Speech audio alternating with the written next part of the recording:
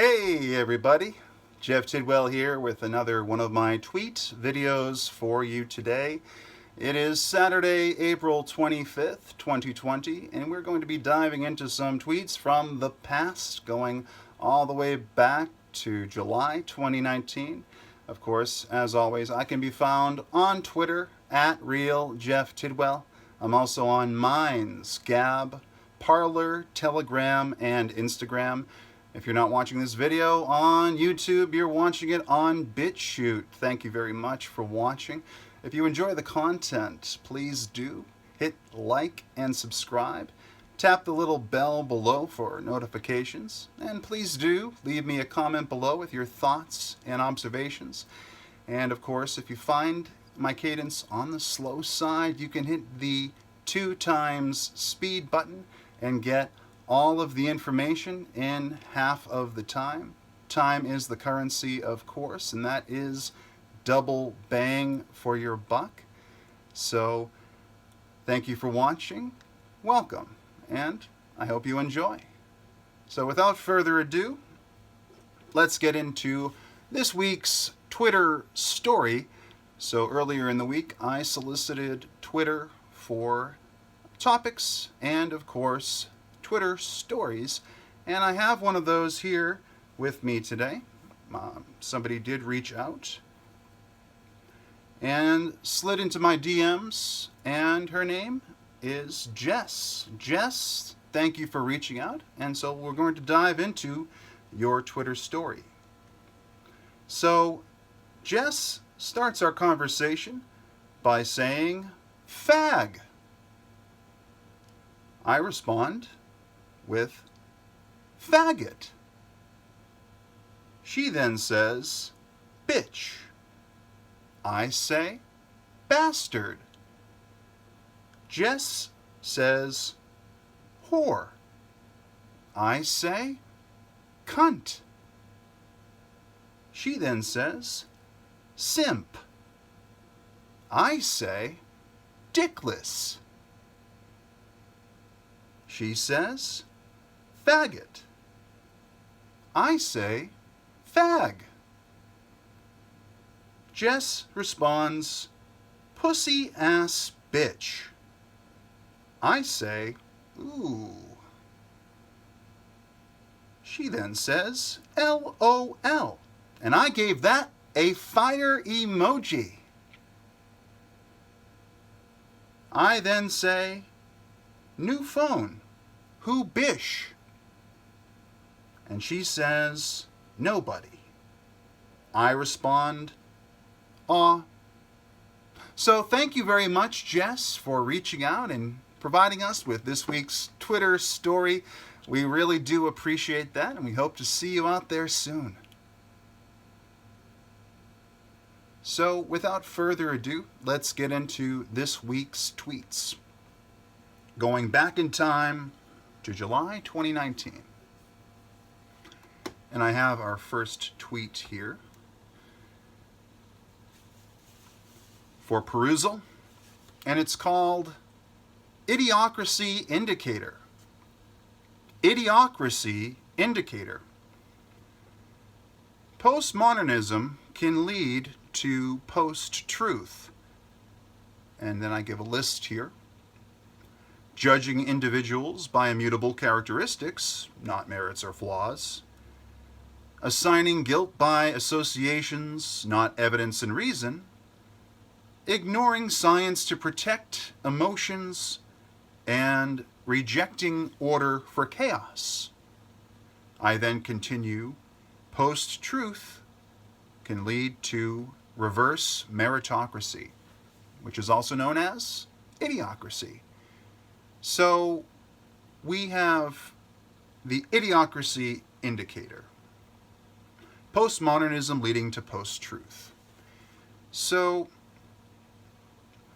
when we judge individuals by their immutable characteristics and not their merits and flaws, we're not looking at the effects of what they're doing, their actions or their words in the world.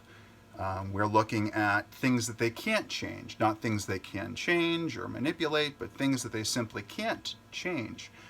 and therefore we're not giving them a chance. We're not looking at a situation and applying a meritocratic system where, you know, you have values and you put something in and get something out that might be, you know, to the benefit of the situation. You know, you don't have a defined system where something good begets something good, something bad begets something bad, and you see results based on better performance in a better general situation. So you would be looking at the merits and flaws if you were using meritocracy and then making judgment calls from there. But when you look at just immutable characteristics, race, sex, gender, and things like that, that just simply things about us that we can't change.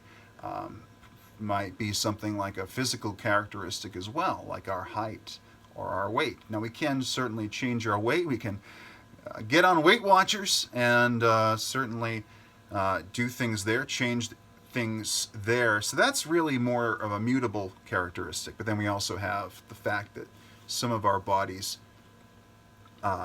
obviously cannot lose or gain weight as easily or gain muscle as easily as we would have liked over time.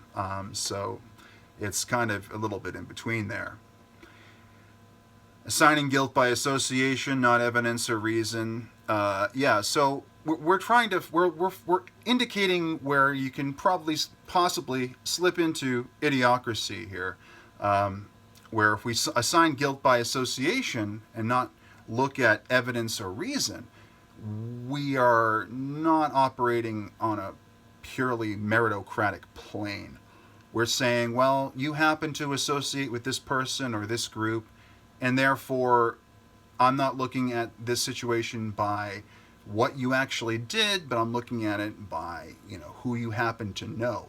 And if you know somebody that I don't like, well, I'm not going to give you any merit for that. So, again, anytime meritocracy is undermined, you run the risk of slipping into idiocracy. You know, when we eschew evidence and reason, ignoring science to protect emotions. In last week's video, or the last video we did, I spoke of something that my friend Orlando had suggested as a topic. The emotion economy or emotional economy, where we talked a little bit about how, you know, there is an economy of emotion out there. And we're talking about post-truth here in this tweet. So we do have to talk about how emotions are manipulated and people are swayed and moved and manipulated using their emotions, which are irrational. We are, of course, irrational beings. And therefore, we cannot always count on our values to be constant or universal, or, you know, even we can't even trust ourselves to maintain the same values. We're always learning. We're learning machines like computers. Check out my video, OK Computer, for some more information on that. A little talk about that. But, you know, if you ignore science, if you ignore reality, in effect, instead we just appeal to emotion. In these post-truth realms such as politics, this is the mechanism that's used to manipulate us, to move people around and to persuade them.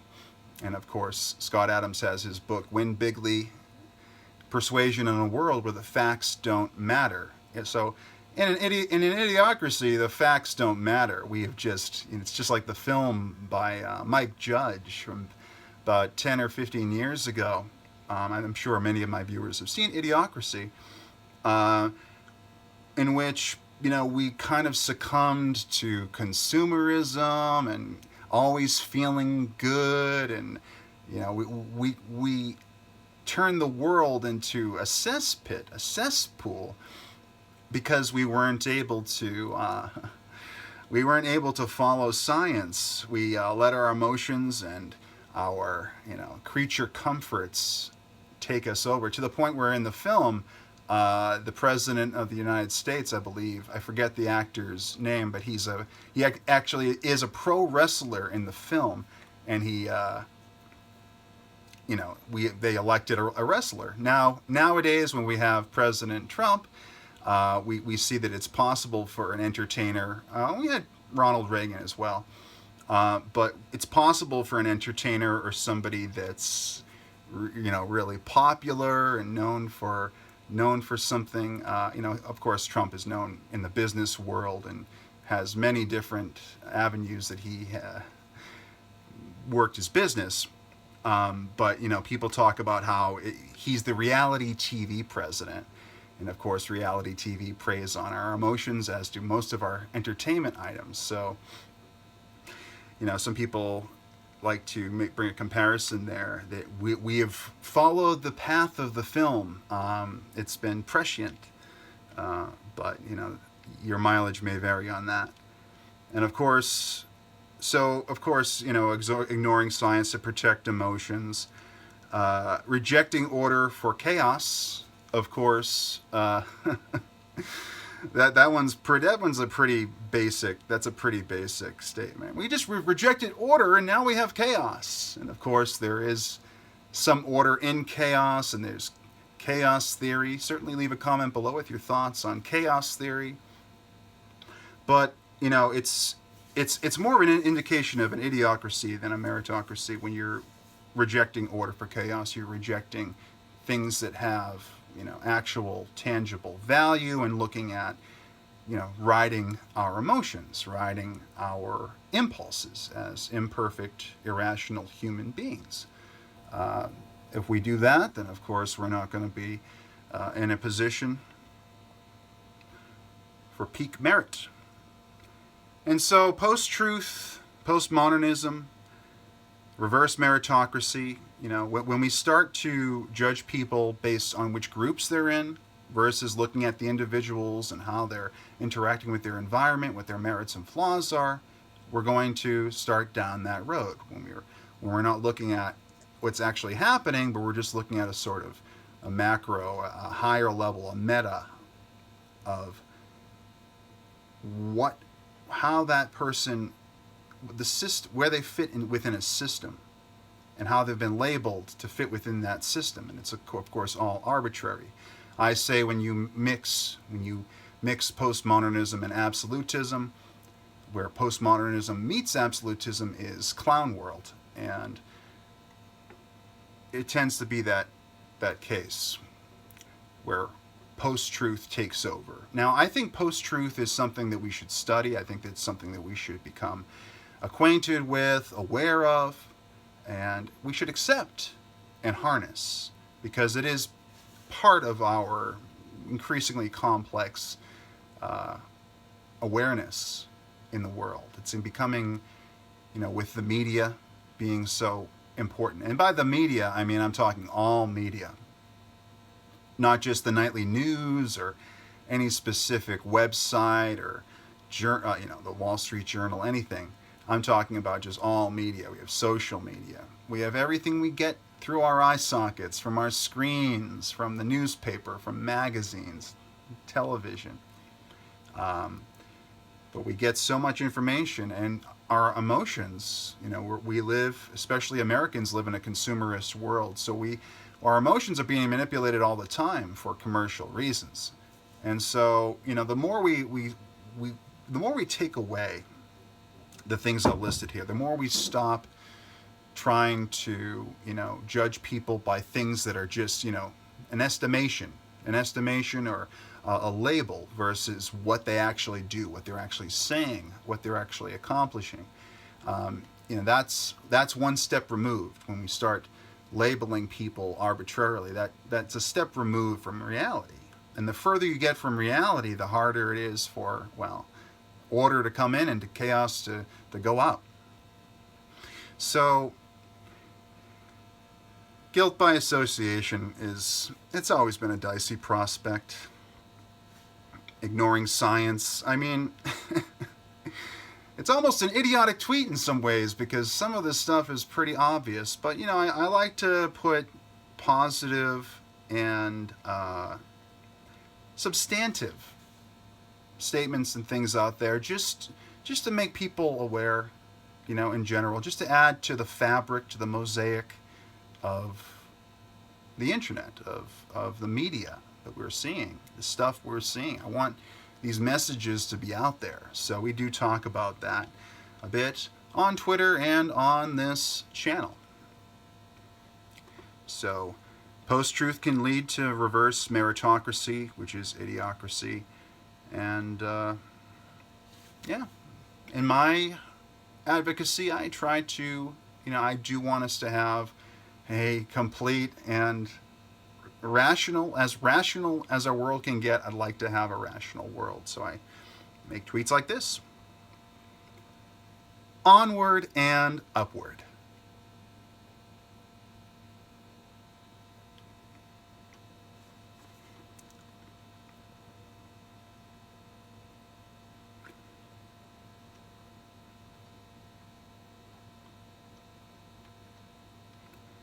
Okay.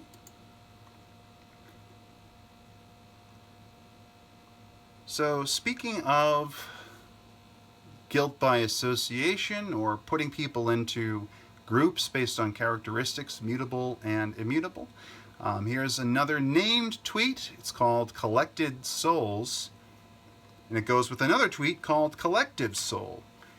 So recently I released a tweet and video called Grouping Thoughts. Definitely check that out on my channel.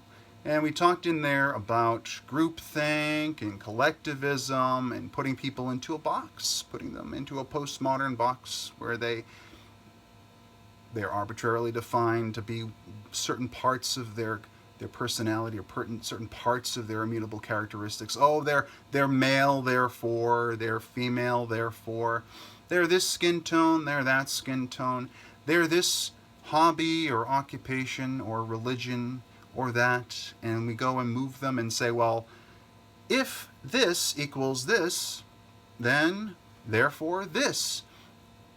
And I try to stay away from that sort of blanket statement thinking. It is enticing at times to put people into a box and to define them, and we all do it. It's something we all do, but it's sort of a bad habit, in my opinion. But we're going to go through these tweets talking about collectivism. And it's kind of an interesting tweet because here we're going to go down a list that goes from A to N, like the alphabet. And I'm not going to say those, but they're in there. They're in the tweet, so check it out on Twitter. But each of them is a little phrase or command even.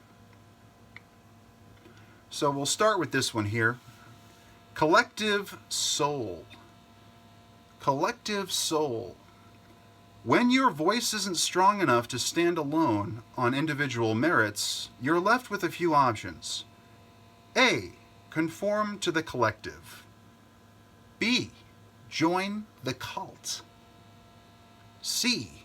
Assimilate into the hive mind. D. Think with the group. E. Party with the partisans. Or try. Try again. And then I continue down into the next tweet, Collected Souls, which starts with F, follow followers. And I'll just continue without using the alphabet because it's a little grating to me. G. G. Merge with minions. Relish the religion. Park in the pack. Dedicate to the dogma. Identify with identitarians. Camp in collectivism. Tie yourself to the team. Surrender sovereignty. Or stand alone. Think for yourself. So, I mean, there's not too much to say about this, but I'm going to say a lot anyway.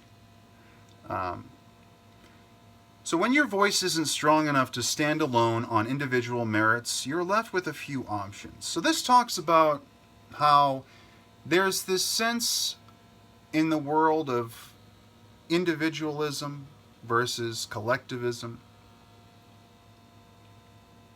in which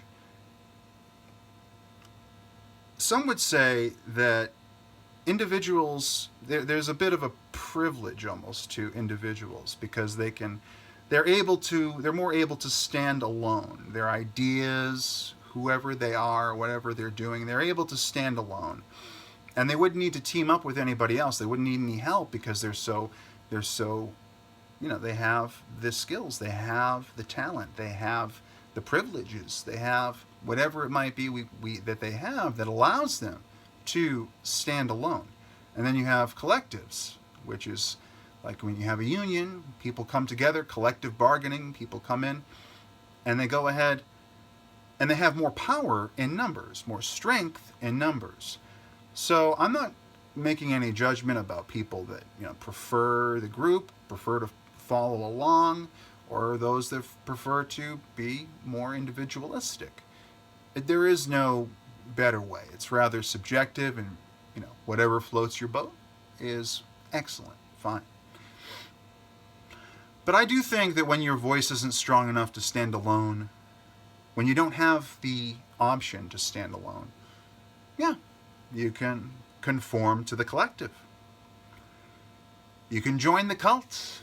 You can look for, again, it's the interesting thing about collectives and cults and groups is that while you'd think that it would be more, democratic, we have a bunch of people here, there always has to be someone or a bureau or committee of people that rise to the top. They rise to the top.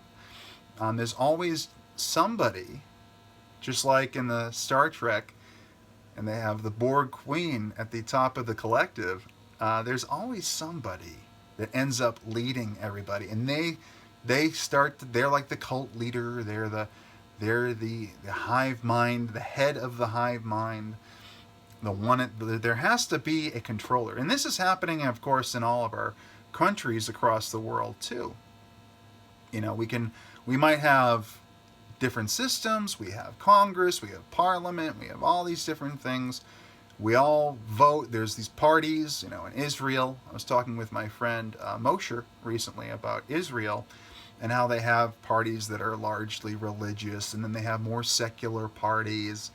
And ultimately, though, it all comes down to, we need one guy. We need one man or woman to get behind at the end. And the parties have to form a coalition and come in, and eventually they do have to fall right in line. All these different groups fall right in line with, in this case, Bibi Netanyahu. So, it's an interesting thing.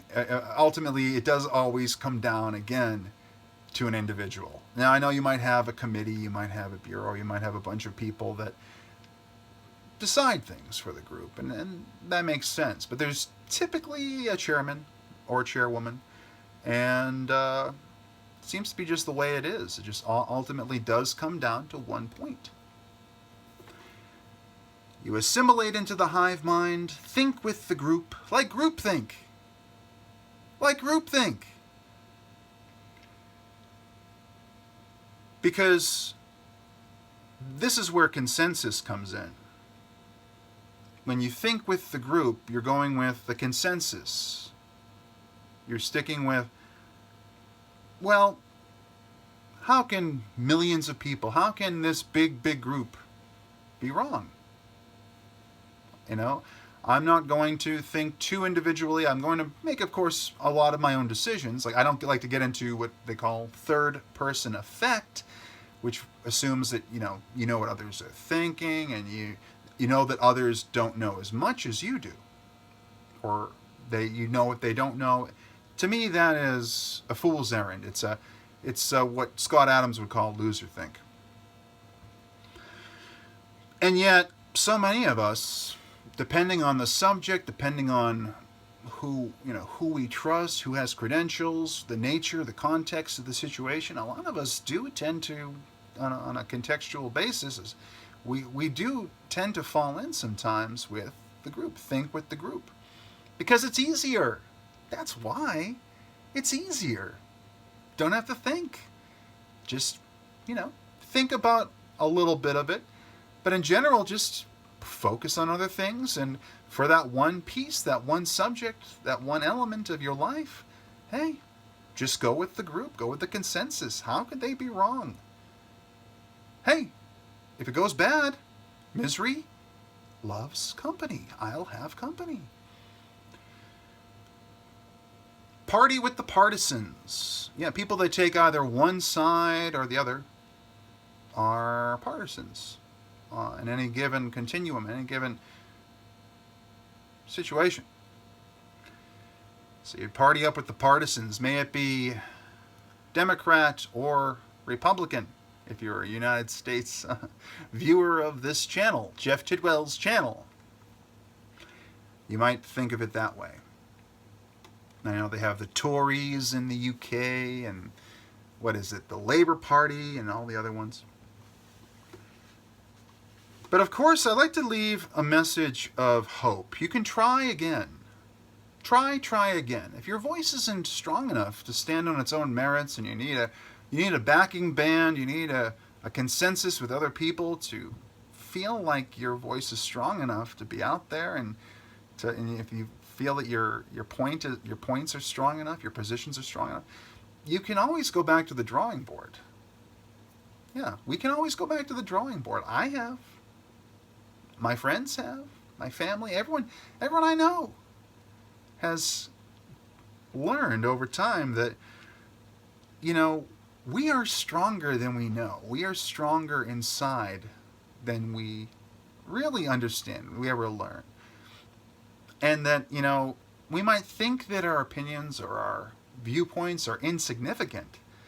But if everybody thought like that, nobody would ever get anything done. No one would have any confidence. So we do have to, look at our individual merits and say, hey, it's worth it. It's worth taking the risk of looking a certain way, or, we have to learn how to use our ego as a tool.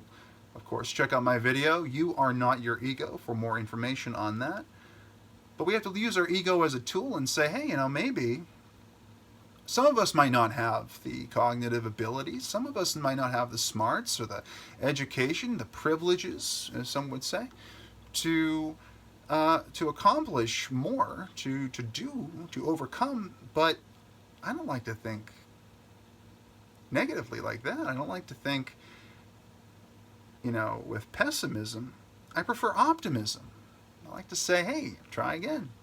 You failed, try again. So I threw that in here.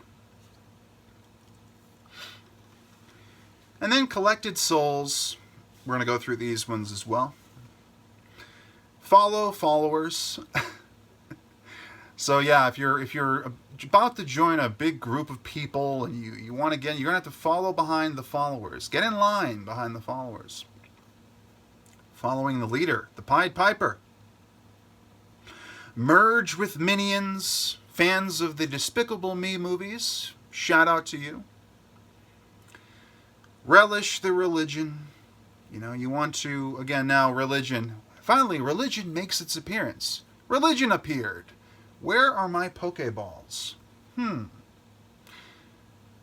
So, religion, of course, brings order, purpose, meaning, moral virtue, universal truth to our lives. And then if you don't have traditional religion, whether you're secular, non-secular, well, in this case you would be secular if you didn't have traditional religion or didn't believe, as I'm agnostic, you might have a modern religion, okay? And that applies here as well. Check out my video, Modern Religions for Postmodern Prophets, on BitChute and YouTube. So you would relish the religion.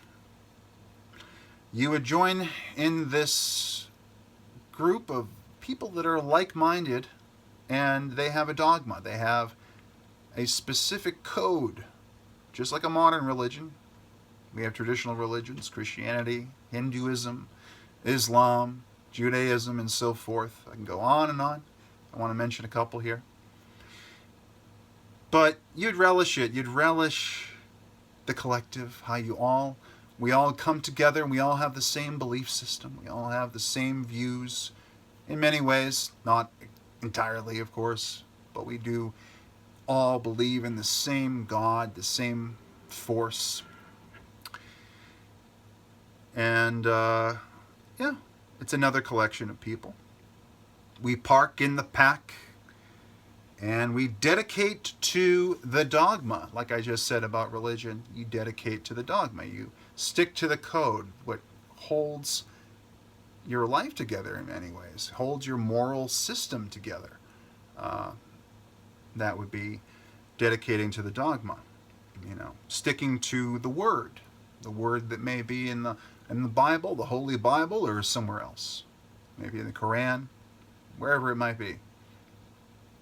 You would dedicate to the dogma. You join this collective thought process where everybody is, we all have our own individual thoughts and feelings and opinions and values, but these are shared values. In a collective, you have shared values. It's what brings the collective together.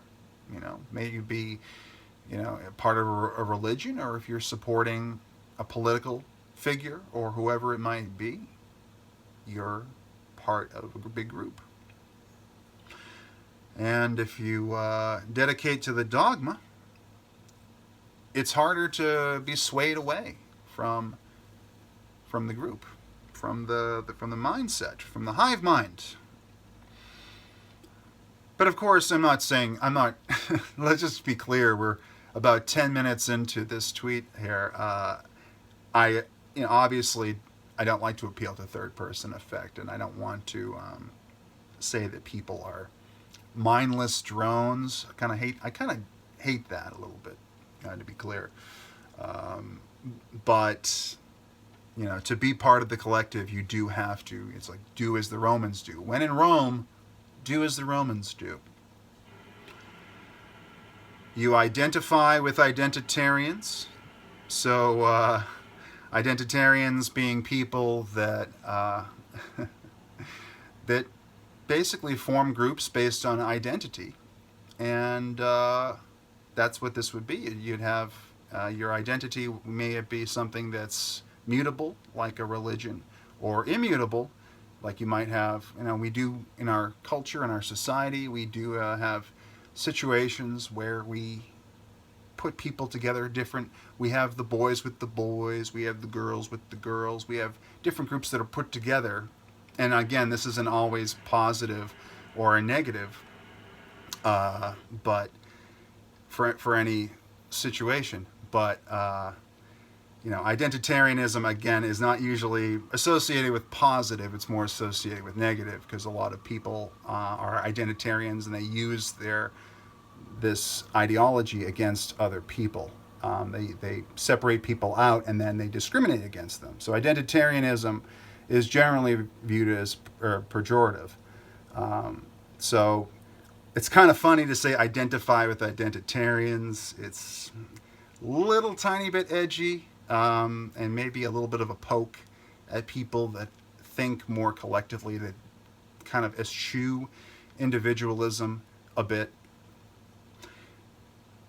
So the next one here is camp in collectivism. Well, it seems to be what we're doing right here in this video. Tie yourself to the team. Yep. So like in the world of politics and in sports, this is another case where we have people put into groups, and you're with the team. You're with the side. It's red versus blue. It's however you'd like to characterize it. But you tie yourself to the team. You would be collected within this team, and however you want to respond to other teams out there, and that's your discretion. Your mileage may vary, but you're tying yourself to the team. And this is where I think this is something that I think is a little more poignant. Where I say here, and it's the last one, it's letter N, surrender sovereignty. So surrender sovereignty. Just let others in. Let others in to your thought process, to your belief system, to how you run your life, to how you think. don't go your own way, surrender sovereignty and spread. Be multicultural in all things. May it be thought, vision, or however you'd like to proceed.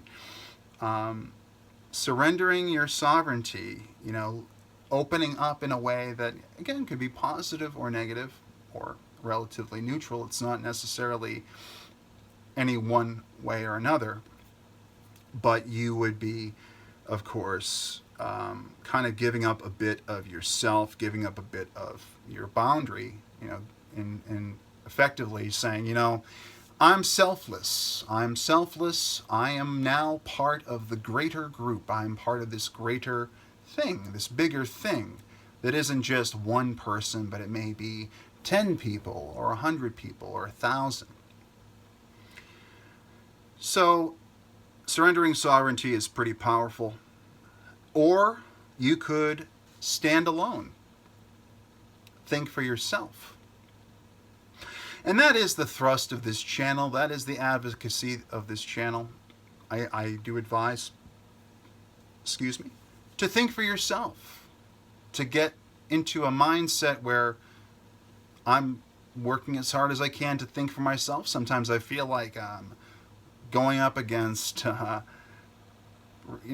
it feels like you're going up against when other people, because we are, of course, brainwashed by ourselves and others every minute of every single day. We're conditioned. My friend didn't like that I used the term hypnotized. It might not be perfectly accurate if one were to get pedantic about the usage of words, but we are hypnotized in a way by other people every minute of every day, and how messaging gets across to us, our self-messages. But again, thinking for yourself. I think that it is more important than ever before, because we do live in a more confusing, a larger, more complex, complicated, confusing world. And people, in that chaos, sometimes there are people out there, some of us, that wish to find order, to find something to grab onto. And there'll be somebody there that knows that we're looking for that knows that we need purpose, we need something. And they're there to provide it. And these are the people that they could be providing a job, or they could be saying, hey, I'm a motivational speaker. Or, in the context of collectives, they could be a cult leader or somebody else that's there to collect the lost souls, right? Collected souls. Collect people and give them that, what's missing in their self. So when we think for ourselves, I advocate for doubling down on the self, and getting more and more independently minded. And of course, not, listening to subject matter experts, of course, and not fully eschewing groups. It's okay to be part of a group. There's nothing wrong with it. But I think that it helps to have a basis of independent thought and individual agency before continuing into something where people are going to try to dictate what you do based on a dogma or a code or a belief system, an ideology, or a set of goals that they want to persuade and to act towards. So that's that tweet right there. And we're going to continue. But you know what? I think it's time for today's sponsor, Pepsi Zero Sugar. Want to go from zero to hero? Grab a Pepsi Hero Sugar. Try it.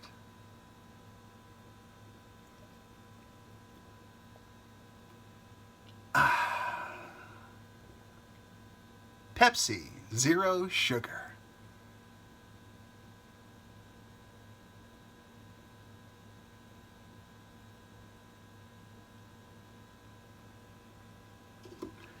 Very good.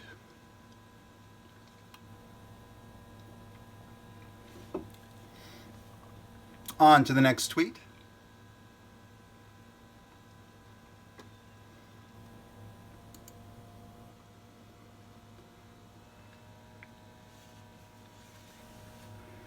So here's another tweet. I was quoting the account GK Chesterton, which is GKC Daily on Twitter.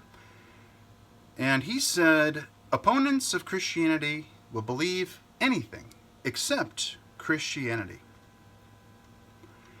I responded with this retweet in which I said, I am not a Christian. I'm a Richard Feynman agnostic, or apathetic to religion at best. I do frame certain forms and certain modes of moralism as modern religions for reasons connected to the premise of this quote.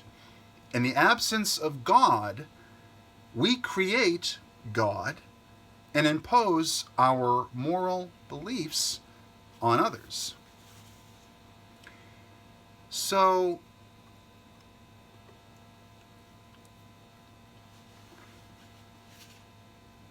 I'm not a Christian. And I haven't been a Christian since I was a teenager.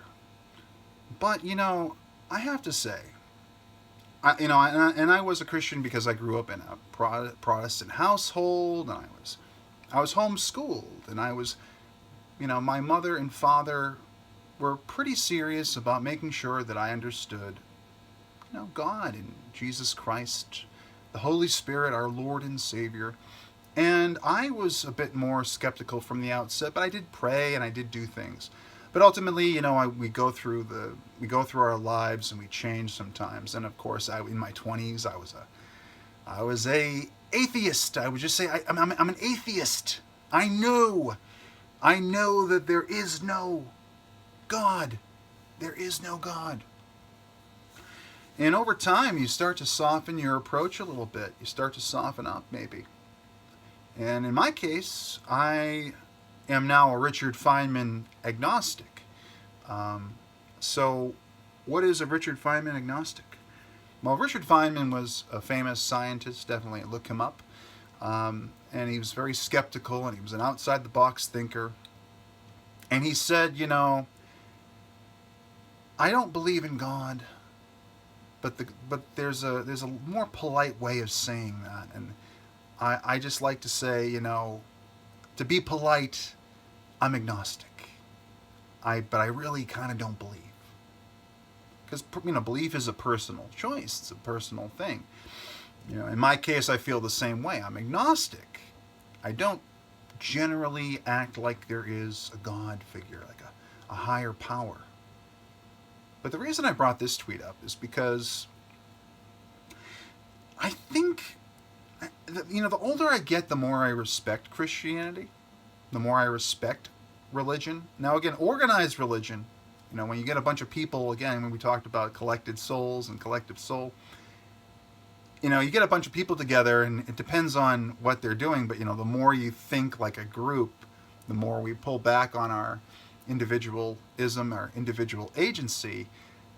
Maybe we would go back to the first tweet, actually, and become a little bit more, idiocratic, I would say, where we're letting other people guide us around because it's easier. It's easier to be controlled. It's easier to let the government, to let the media, to let authority figures tell us what to do.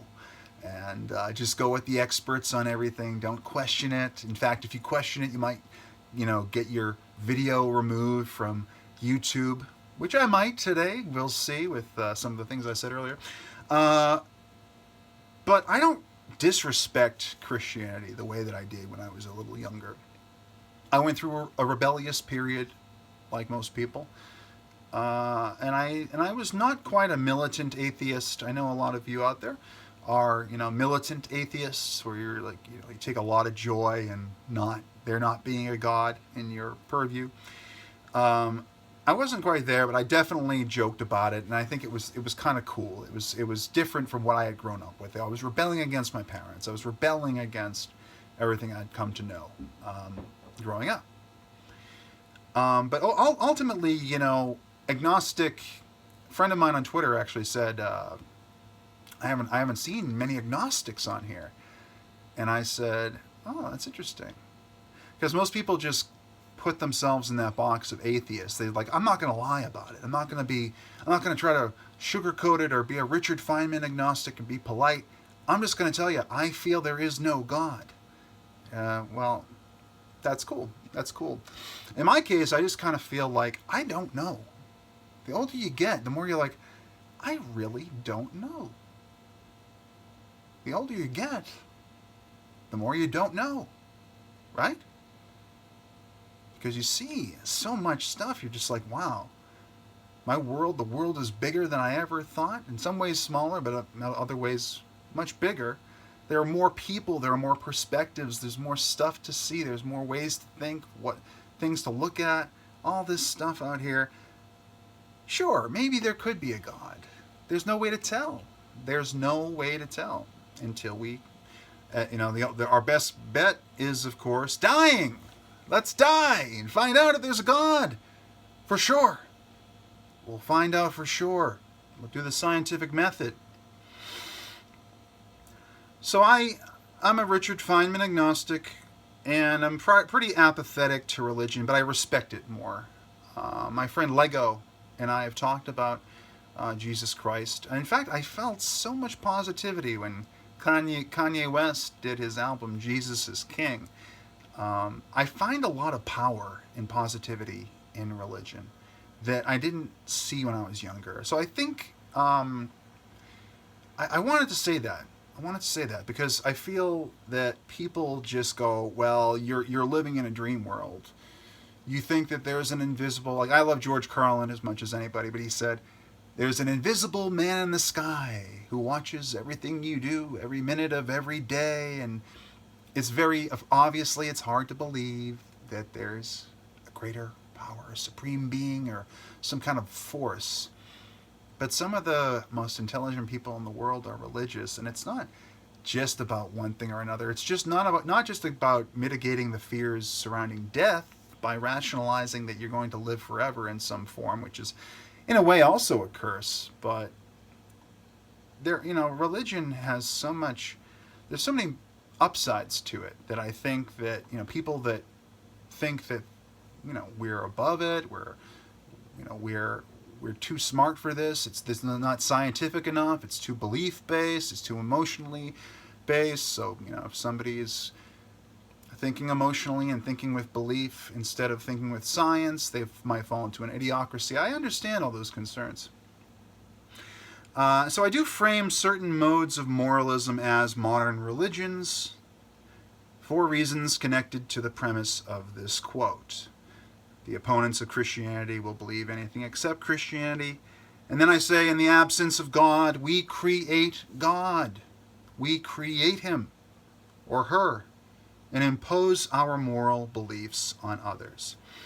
So this gets back into the postmodernism again, talking about the modern religions for postmodern prophets, in which people that are they're too advanced, they're beyond God. They know it. They know it's just a story. I know God is just a story. He's just a story. It's just a belief. It's faith over reason.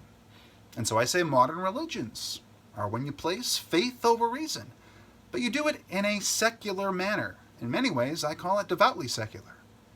And you put belief, you put this emotional currency, like my friend Orlando talked about, into this belief. May it be social justice, censorship, global warming, institutions, which include state, media, and academia. It could be moral panic or outrage culture. Hell, it could be celebrity. Seen plenty of that out there. Or even statistics. They're all modern religions by my framing. And so people put their faith into these things. They put their faith into these belief systems, these ideologies, and these moral ideas. Maybe if I censor and silence everybody off the internet that I disagree with, I can maybe achieve moral virtue and universal truth. It's possible. Unlikely, but possible. Hey, maybe if we follow the modern religion of social justice, and for every, for every situation where there's any kind of inequality, let's even everything out. Any kind of inequalities of any kind. We're not talking about we're talking about the outcomes here. We're talking about controlling outcomes. We're going to equalize all the outcomes. We're not going to look at merit and flaws anymore.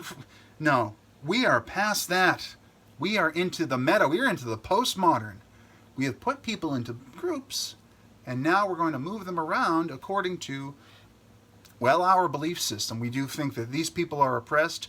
That's the oppressor, that's the oppressed, and hey, that's the way it is. Nothing more to say about that. All we got to do is bring this person from here to here, and this person from here to here. And, hell, I think we have achieved moral virtue and found a higher truth that was missing, because the bad emotional people, the people that caused whatever this was, and it has nothing to do with capitalism or meritocracy at all. No. Just like with what we're doing here, we're going to take people without looking at what they've done, who they are, and just look at their groups. You're male, female wage gap. Doesn't matter what the actual details are. If we climb the pedant tree and look down a little closer at the details and start climbing down a little further and a little further, climbing up, climbing down the pedant tree, and we go ahead and we see, well, this person chose a career that makes a lower salary overall. There's a wage gap. That's nonsense. That's idiocracy. So, in the absence of God, we create God and impose our moral beliefs on others. Because, look, if we don't have proof of God, I understand this angle. If we don't have proof of something, I'm all about eyesight. I'm all about empirical evidence, man. I'm about it. So some people might rationalize saying, okay, we can't see God. So that's an abstract so God is an abstract concept as it is, right? So what if we just substitute another abstract concept, which we believe may have scientific merit or some other kind of merit, but we're going to put that in place of God, because it's the same thing. It's apples to apples. Abstract concept to abstract concept. Why not? Why not? But the reality is that when you do it with a postmodern system, when we look at traditional religion, we have the Bible. What do I do? What is our code? What is our moral values? It's in this one fucking book. Just one fucking book. And there's other, supplemental materials. But then you have the Quran for Islam. Are you Islamic? Are you a Muslim? Quran. What do you need to know? It's in there. It's in there. And of course, supplemental materials apply as well. But what I'm trying to say is that you have these really long established, very singular belief systems, very contained belief, insular in a way, contained belief systems.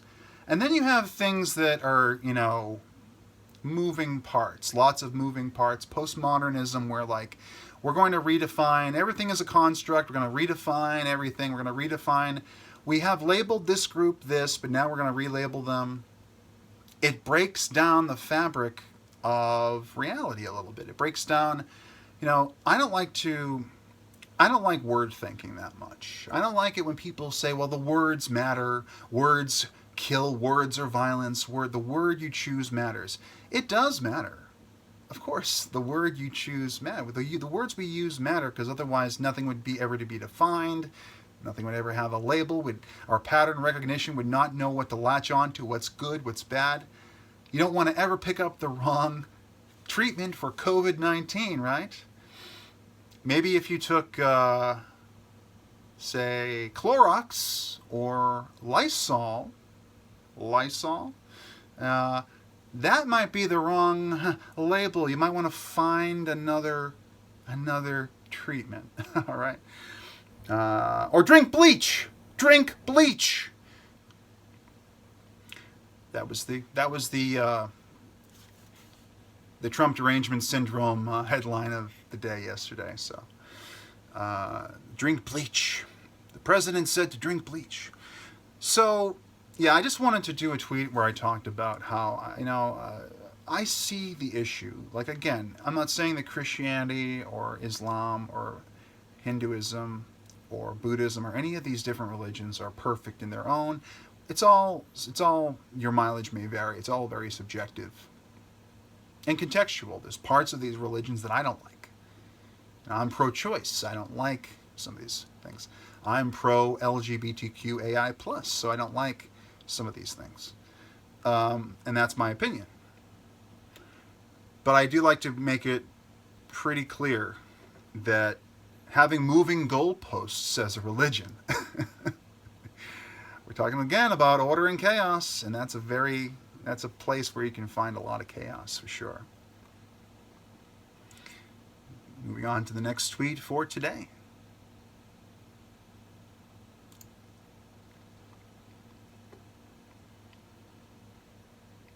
So continuing a bit, this was something that I had sent to Tim Pool. Definitely check him out on YouTube, BitChute, and other places as well. Tim Pool, Timcast on Twitter. I said that at the crossroads of absolutism and postmodernism, you'll find Clown World. Everything is a construct. We can adjust reality. We can adjust reality as we see fit. And yet you are absolutely your associations and your group characteristics with no gray area. It's a contradiction. Stack them and confuse people. I did talk about that in another video, that exact line, about everything being a construct. But then I continued on here. Stacking contradictions and limiting information are two ways to maintain mass hysteria. Also, great ways to ensure that disciples of any given modern religion remain locked into their faith.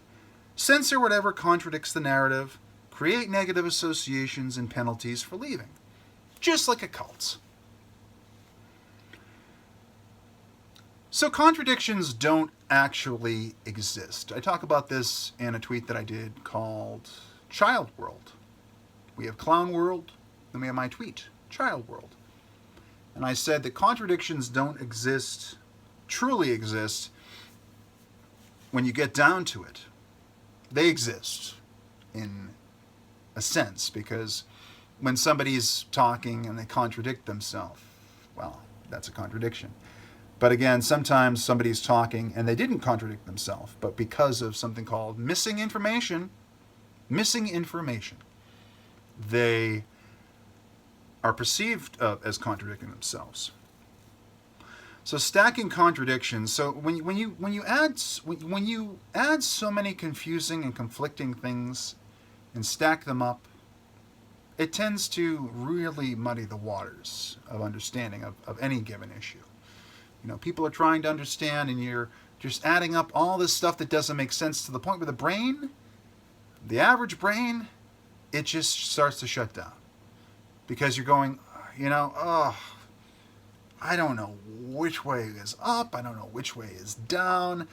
I know that something bad is happening or something good, I don't know. You've stacked so many things that I can't even register how many contradictions there might be here. I can't register what's right and what's wrong. And of course, at that point, when somebody starts to get confused by like, well, this doesn't make sense, that's when you limit information. You don't let that missing information come in that eliminates the contradiction. You don't have any opportunity to correct anything because you don't have that information. If you limit the right information, it just keeps people in the dark. And if people are in the dark, they're easily let out by the first light they see. And that first light usually comes in the form of somebody that just wants to control them for some purpose that's probably not to their benefit. But hey, it could be. I'm not going to cast any absolutes right now. Thinking in absolutes is a fool's errand, and that's an important tip for watching my videos. So, and Yes, mass hysteria. Yes. If you have contradiction after contradiction and you limit information, you can maintain a mass hysteria. Now, some people think that the coronavirus is a mass hysteria. But, I don't think it's very easy to make an argument like that when people are dying. People are dying. People are sick. It's fun. While it might be true that there's some elements of mass hysteria, like media manipulation. I know President Trump has talked about it, and he hasn't done the best job of presenting himself in the media. So there are some ways that, people can get scared and panicked, and they don't know what's what. I think this coronavirus thing has actually been one of the more confusing times because nobody knows the truth. The experts have been proven to be wrong. Our institutions have proven to be a bit more authoritarian than we thought. And again, it's funny because we've been conditioned to accept it. We just put the masks on. I've never worn the mask, by the way. But we just put the masks on, and we follow the code, and we let our jobs go. We let our economies go. We let it all go because the authorities said to. And then we don't know what treatments work. We have to wait 18 months for a vaccine. And you have experts on all these different sides of all these different debates and arguments. And nobody really, even the smartest, most insightful voices that we listen to, and we should continue listening to, even they don't know what's going to happen next. No one knows. And so this is a perfect environment for mass hysteria to take control of many of us and just give us so much fear that we'll do anything to alleviate it. I don't think people have succumbed too badly, but it is a quick way to just take over people's lives. We've learned that now. We've seen it. I think it's one of the more fascinating parts, actually, about this. Our slide towards authoritarianism. In our constitutional rights being removed because of these orders, the Constitution's suspended. Well, if you can suspend it for a little while, how long can you suspend it for? Is there a time limit on that? And then it becomes, will authority figures, will police officers, and all these people, will they just conform to the system like a machine? Will they just do what they're told, even though they know in their hearts that the Constitution, the guidepost, the moral law, the law of the land, the guidepost for America is being undermined? Will people stand by and allow it? Will they facilitate it? We're finding that out now. There's so much information, so much new knowledge that's being discovered because this just hasn't happened before. Not like this. So stacking contradictions and limiting information are also great ways to ensure that disciples of any given modern religion remain locked into their faith. Well, moral panic is a modern religion, of course, and outrage culture its sister. And this tends to happen because you are limiting information. People don't have the full context usually. Usually, if you're seeing something in the news, if we are seeing something in the news, there's typically almost always a bit of bias. There's always a bit of bias. Now, it's not always for the same thing, for the same side of anything. It's for different things. But there's always a bit of an angle, whether it's intentional or unintentional. There is a bias. And what you see a lot is that some people just don't like certain things that are new. They might have a conflict of interest, perhaps. But sometimes we just make these arbitrary, irrational, emotional decisions. And people were talking about this, and I've seen a lot about this. And I actually posted a quote by, I'll say his name wrong, and my friend Fate will get mad at me, but Bastiat was talking about how can we trust these institutional figures when they're just people too? And I'm like, yeah, institutions are people. They are just people. And so they have the same irrational emotional responses that we, the common folk do. You know, they're just operating in the same way. Now, yeah, they might have done certain things a little bit differently to achieve where they got to in society and in culture, but at the end of the day, they are just as emotional, and they're just creatures seeking survivalism like us. Maybe intellectual survivalism, emotional, physical survival. You know, maybe they have a lifestyle, psychological survival. They have to maintain what they had, otherwise their mind will break. I don't know. There's 7 billion people of a 7 billion people in this world. I'm sure there's some variance there. So these faith, you know, it's easier when you're in a modern religion, a belief system, postmodern belief system. Limiting information involves the modern religion of censorship. You just censor whatever contradicts the narrative. So we're seeing, of course, with YouTube, I'm not sure if I can say certain words on here. I said a few words in the outset in the Twitter story that may have gotten this video already banned. So you might not see this video right now on this channel on YouTube, but you can check it out on BitChute because they don't censor. They allow free speech to thrive. So you'd censor whatever contradicts the narrative to control people. If they don't know there's other options, they're locked into that specific path. And I've talked about that recently as well.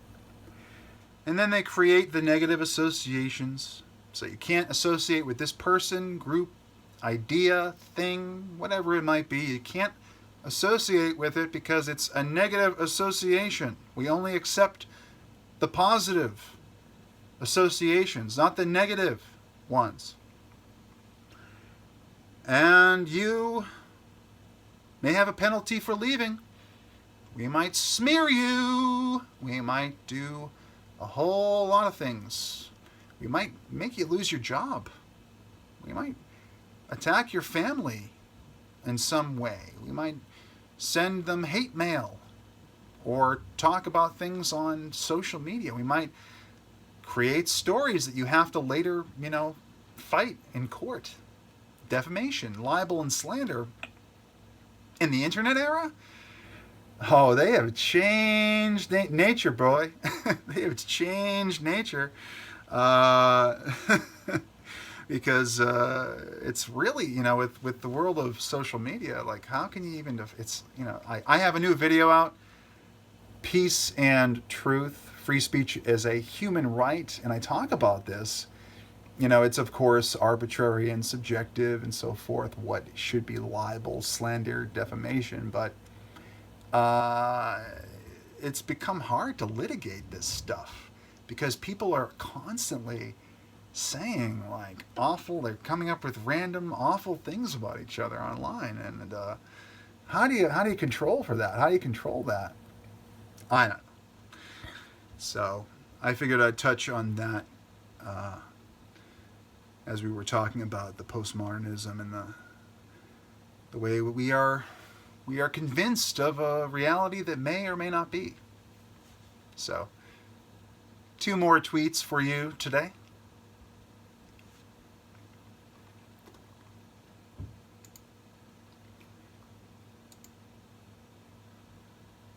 It is a beautiful day here on Saturday, April 25th, 2020. Okay. When I see in the Twitter profile, opinions my own, these opinions are my own, it's hard not to ask, well, whose opinions did you think I was sharing? The other Jeff Tidwell's? Plus, there's that nasty little reality of our opinions being assigned by media and others. We can usually observe that by looking at each other's feeds. So that was just an aside. when people say, opinions my own, I'm on Twitter, in my profile, opinions my own. And I say, no, you got to check out my video Based 10, where I talk about how opinions can be assigned and are assigned to all of us. We must remain cognizant of this. But the media tends to assign most of them because that's where we get most of our information. Wherever we get most of our information, they're the ones that kind of craft our opinion. They give us something to work with. And then we decide, we arbitrate and decide, do we believe it or do we not? But if it's one of the only sources of information we're taking in, if we're kind of echo chambered, wherever we might be, on any platform, in any public space, wherever we are, the culture that we intake, the media that we intake, the interactions we have, they color the rest of our reality. So I'm going to go into this tweet here and actually really break it down. Most people, regardless of their political affiliation, have the same goal. They'd like to see universal peace, prosperity, and freedom. The debate isn't over the goal. The debate is over the systems to reach that goal, and even the better systems, for example, capitalism, are imperfect. So this touches on how there's this great divide in this country, the United States of America, and elsewhere in the world, all across the world, really. And that divide, today's sponsor,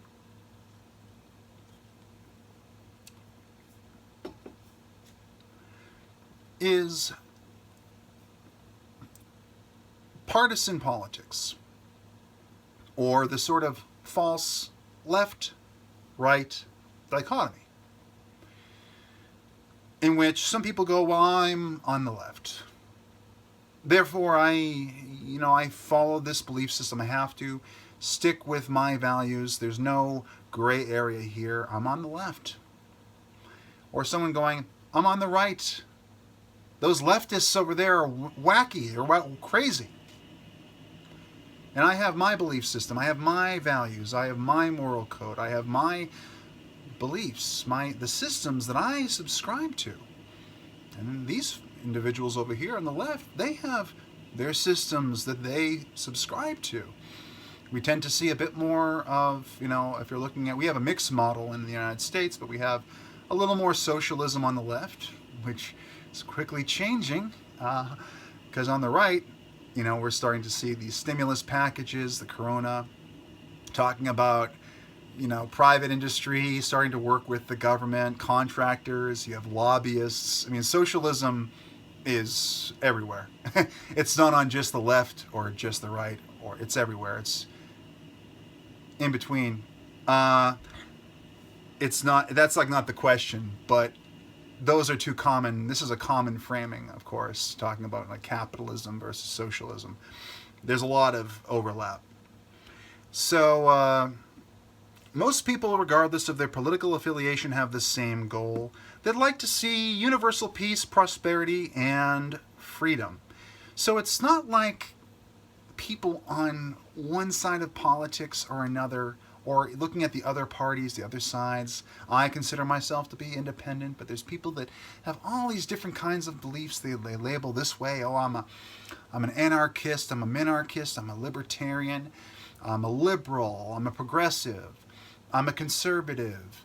There's all these different ways we categorize ourselves. But ultimately, unless you're a bad person. Are you a bad person? If you're a bad person, call this number. No. Unless you're a bad person, which again is an arbitrary distinction, you would want peace, prosperity, love, and hope for your fellow humankind, right? It's not like one side of politics or the other has a stranglehold on peace and love, prosperity and freedom. It's not binary like that. I do think that there is this ultimate binary in many ways. You get down to the nitty gritty, there's ultimately that little micro decision, that one decision or that one difference that either makes or breaks whatever it is you're working with. We have and I do believe in dualism to some degree. We haven't talked about that much on this channel, but I do have some beliefs that fall under dualism. But in politics, when you have, in America, we had like 63 million people vote for Donald Trump, like 66 or something vote for Hillary Clinton. You can't just put people into 66 million people into a single box and say, well, they want this, they want this. Everyone is their own individual person with their own individual agency, merits, flaws. We're all our own people. And we all tend, if we're good people, to want these good things, this universal peace and prosperity. That's not the debate. The debate isn't over the goal. And I think it's important to hit this point again and again. The debate isn't over the goal. It's over the system. The systems to reach that goal. And even the better systems, in my opinion, capitalism is a better system than socialism when you're talking about how to manage a country. You want to have a basis of capitalism, and then you can sprinkle social programs and maybe use socialism as something on top. It's a top-down approach by design, right? You use it as a helicopter to escape a situation or to improve certain situations. Having that be the law of the land, no. Because capitalism is formed, is based in meritocracy. It's based in transactionalism, So, of course, people that were more capitalist, Donald Trump became the president, and in this world, he might be the ultimate capitalist. I mean, he's one of the most transactional people in every possible way I can imagine. And so I think that appealed to Americans. Americans understood who he was when they voted for him. But the debate isn't over the goals. It's not like, some people, the people on the other side of politics are evil. Evil. They're not. There are a lot of evil people out there. And they have all different kinds of political affiliations. But no, not this time. We are debating over systems.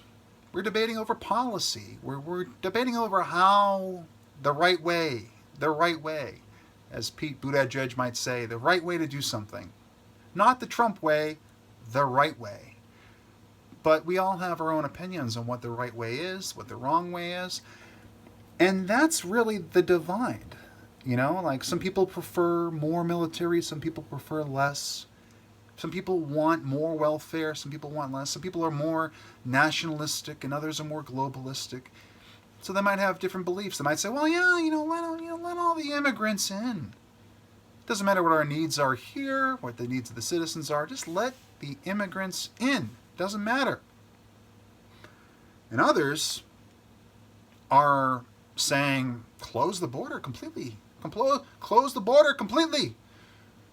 Don't bring in any new workers to do the jobs that we Americans don't want to do. So, those are two absolute sides. But in reality, we all kind of want the same thing. We just have our own opinions and approaches and systems for getting there. It's not that one is good or bad. It's just that we all have a different perspective. 7 billion of us, 350 million or so in the United States alone.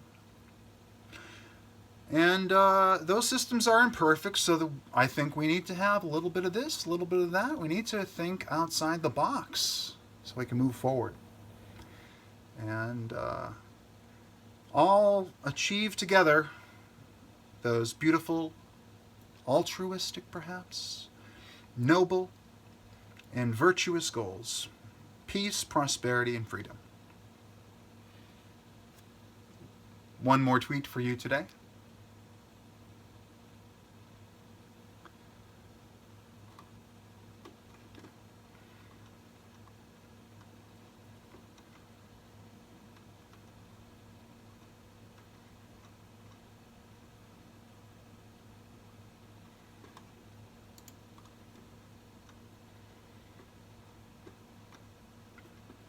going to skip that one for today. We'll come back to that.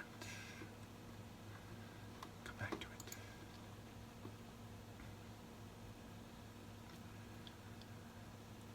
Okay.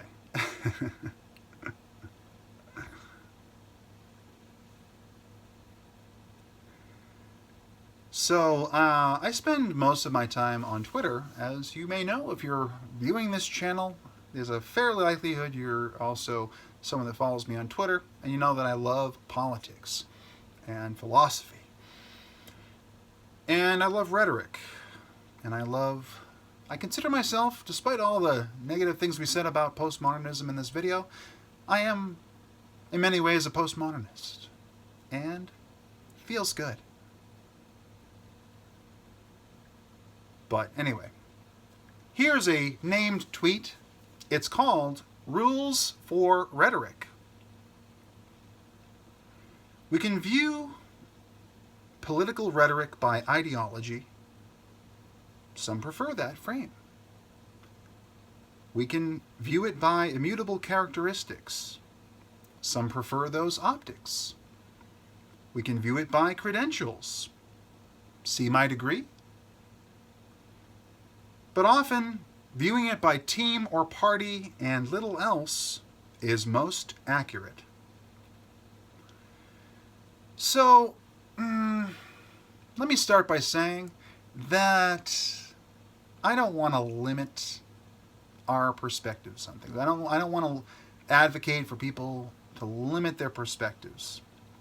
I don't want to put people into a box. I don't want to necessarily cast people to be one thing or another.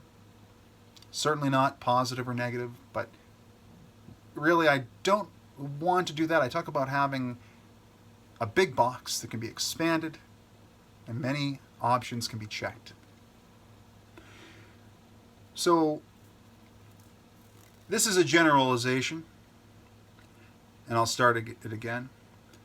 We can view political rhetoric by ideology.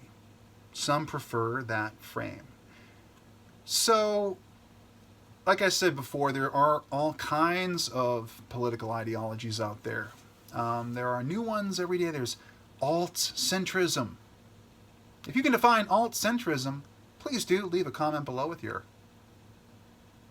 definition. But, you know, people, we can view it by ideology.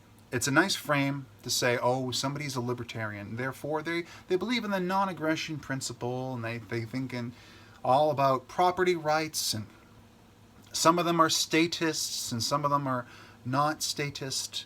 They prefer more freedom. They prefer more individuality and personal sovereignty, and so forth.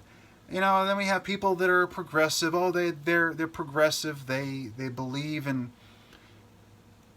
people having the right to abortion, the right to a job, you know, the right to join a union, whatever, you know, the right to do this and that, and you know, we have all these different ideologies that talk about different rights that people should have, different situations that should be, the way society should be structured, the way that economies should be structured, the way that countries and territories should be structured.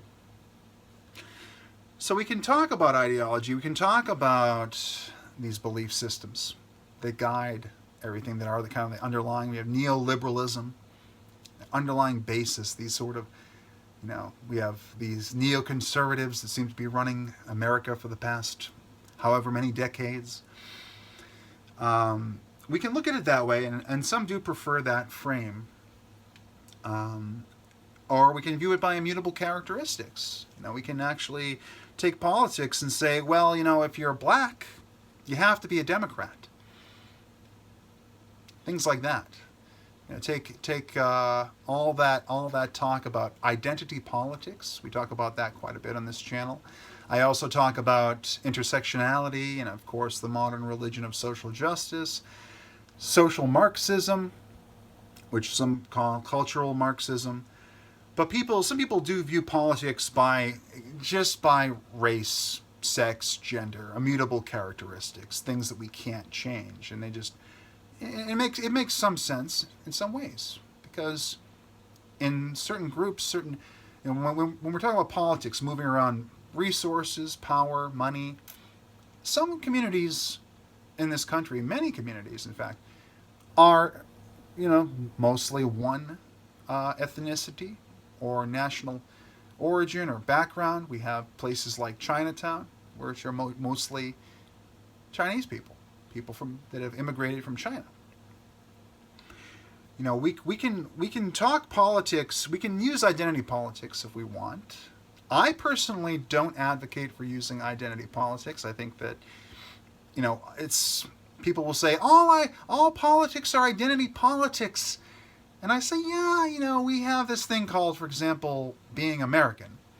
You want to identify as American because you have American values. You're in this group. You've joined the collective. It's called the United States of America. It's a collective of 50 states. They're all sovereign to some degree, but they do have a leader. It's called the federal government. The federal government, as I said in my last video, is not God, but it's still the figurehead of this larger collective. It's the leadership. And at the top you have, of course, people like the president. And then there's the other branches of government that keep checks and balances, the Supreme Court, the judicial branch, and then, the legislative branches as well, the executive branch with the president. But some people like to view political rhetoric by immutable characteristics. They're called identitarians, basically. They're the people that you'll be talking to somebody online, just, trying to have a normal, regular conversation, and then all of a sudden you'll hear them say, "You're just saying that because you're a white female, Karen. You're just saying that because you're a Karen." Well, in some cases, in some contexts, maybe they're right. Maybe they're right. I can't say for sure. I can't say whether that's right or wrong. I wasn't there. But you'll see people, talking about how every single political decision, every single vote, every single action is disproportionately affecting one group or another. Oh, men are being more affected than women about this, or women are being more affected than men. We're being affected by immutable characters, like the immutables. And again, it's to each their own. Your mileage may vary. But, and some prefer those optics. They talk about, they can garner a lot of support from certain groups that are like, "Oh yeah, I feel like a victim. Yeah, I'm a victim, and I'm not a victim because of my individual circumstances. I'm a victim because of my skin tone or my gender, my sexuality, or even something immutable. I'm a victim because of my religion." Oh, the truth is, though, just as an aside, I think the two most privileged things you can have, the things that make you the most privileged in this world, are looks and smarts. Okay? You get those, you have an advantage. Maybe if you have a nice family that took care of you and kind of gave you a head start, that might help a bit too. But if you're attractive, good looking, smell good, and you're in shape, you're healthy, you have high sexual market value, well, you're a little bit privileged. If a lot of that is genetic and you've been fortunate with the genetic lottery, it's one of the more immutable forms of privilege. And of course, smarts, because even if you make a mistake, if you're smart enough, you know how to correct your mistakes and eventually get success. Somebody with no skills and then also not really much going on upstairs. Again, I'm not going to judge people. I don't know, but it can be harder. You'd be at a disadvantage. You would not be privileged. So political rhetoric, again, we can view it by credentials. See my degree? So some people, we can talk about identity politics, but then we go into this whole credentialism, where people talk in terms of this is actually a multi-pronged. This is a multi-pronged thing where they talk in terms of your politics based on what you do for work. So some people are more apt to be Republican or Democrat, for example, depending on the job that they do. We've seen certain industries that largely move more in one direction than another because the concerns of that political party might align with their concerns occupationally or whatever it might be. And but then you have people that basically judge you by your credentials. They judge you by what you bring to the table in terms of like, oh, I have a degree in this. I have a degree in science. Whatever, not science. I have a degree in math. Therefore, I am more credentialed about talking about this subject than you are. I'm going to push my opinion, and my opinion has more credibility because I happen to have a degree in this, or I happened to work here once, or I happen to know this person, for example, and maybe you can actually add association in there as well. Credentials and association. See my degree? This degree gives me higher credibility, and doesn't matter what I've learned, and doesn't matter what kind of media I take in, who I listen to, doesn't matter what my positions have been over time. I just have a degree. I got a degree. And that means that I'm going to have to handle this just a little bit differently than somebody without a degree, which is less credible. And you should listen to me. I have a doctorate. I have a PhD. We've been seeing a lot of people pushing their political rhetoric and saying, look, buddy, I have a PhD. It was like a thing in people's Twitter profiles for a while. That they had a PhD, and that's all it took to get by. But we've been talking a lot about all these different angles to like how people talk. I happen to have this job or this career. I happen to have these credentials. I happen to be this skin tone, this sex. I'm a white male. I might happen to have a sexual preference or orientation. Oh, I'm straight. I'm gay. I'm lesbian. I'm whatever. There's all these different ways we can talk politics and frame it and all this ideology, of course, left, right, up, down, independent, up, whatever it might be. But at the end of the day, it does come down to team or party. Team or party is the most accurate way of framing the political rhetoric. Like, where people are coming from, because there are, like, Scott Adams calls it sometimes two movies on one screen. It's just, there's this fundamental difference between people that makes them just see things differently. And a lot of times when you get into political rhetoric online, just viewing, I'm not talking about like the nuts and the bolts of these things, but I'm talking about like the optics, the way it looks. It's about viewing. We can view. Viewing it by team or party and little else is often most accurate. Because frankly, you're going to see people defy all sense, all reason, all logic, all rationale. Although they won't defy rationale, but they will rationalize, of course. But they'll defy the rational, and you'll go, what the hell is this person talking about? Why are they taking the opposite position from the truth? Oh, they're a Democrat. Oh, they're a Republican. That's why. That's why their political rhetoric seems slanted and biased, and they're kind of like ignoring this or ignoring that. It's right in front of our faces, but they're ignoring it because they're playing for their team. Yeah. So it's not their ideology necessarily. It's just that they're on a team. They are playing a sport, a rhetorical sport. And that requires them to act in a certain manner in order to win. Because you want to win at sports.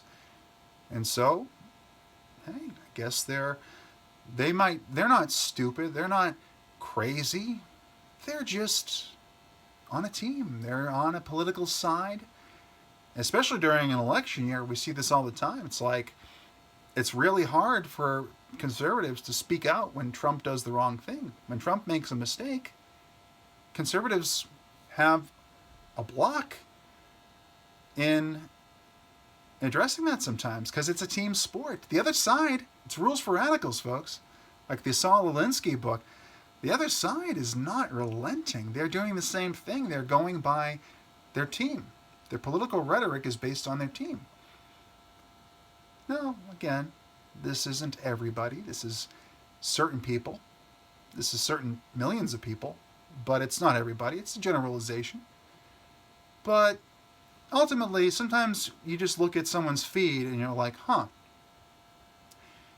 You know, and we all experience this. You know, we often experience an echo chamber effect in our own feeds because, you know, at a certain point, even if you've observed both sides and heard every side of every argument for years, eventually you do want to settle into just, you know, not seeing things that are contrary to your opinion all the time. So I do like empathize and sympathize with people that, you know, get on a team and then stick to that rhetoric. You get on the other team, stick to that rhetoric, and then you can easily view people and identify them most easily by, in the United States, are you Democrat or are you Republican? So just a little bit of a pro tip, just a little bit of the rules for rhetoric. They're hard. They're not hard and fast rules. It's just sort of easier way to go when viewing political banter online. So that's it for the video today. Thank you very much for watching. I appreciate it. A little bit of a longer video today. To my 100-minute crowd, thank you for sticking around. Appreciate it. If you enjoy the content, please do hit like below and tap the little bell for notifications. And as always, I can be found on Twitter at RealJeffTidwell. I'm also on Gab Minds, Telegram, Parler, and Instagram. If you're not watching this video on BitChute, you're watching it on YouTube. Thank you very much for watching. And as I always say, everything I said today might be wrong. Or everything I said today might be right. Perhaps some of it was right and some of it was wrong. It seems to be more correct. The truth lies between. Right? That's right. So once again, thank you for watching, and I hope to see you next time.